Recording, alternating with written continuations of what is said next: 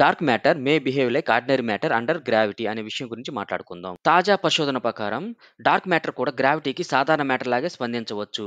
ఇది గతంలో ఊహించిన ఫిఫ్త్ ఫోర్స్ అనే అదనపు శక్తి సిద్ధాంతాన్ని కొంతవరకు తిరస్కరిస్తుంది. జెనీవా యూనివర్సిటీ శాస్త్రవేత్తలు డార్క్ ఎనర్జీ స్పెక్ట్రోస్కోపిక్ ఇన్స్ట్రుమెంట్స్ ద్వారా విశ్వంలో గెలాక్సీల కదలికలను విశ్లేషించారు. ఈ పరిశీలనలో న్యూటన్ ఫిజిక్స్ మరియు జనరల్ రిలేటివిటీ సిద్ధాంతాలకు అనుగుణంగా డార్క్ మ్యాటర్ కూడా గ్రావిటేషన్ వెల్స్ లోకి పడిపోతూ కనిపించింది. ఈ పరిశోధన ప్రాముఖ్యత ఏమిటంటే విశ్వంలో 85% డార్క్ మ్యాటర్ అని భావించబడుతుంది. ఇది కాంతిని ఉత్పత్తి చేయదు, గ్రహించదు, కాంతికి ప్రతిస్పందించదు. కాబట్టి ఇది ప్రత్యక్షంగా కనిపించదు.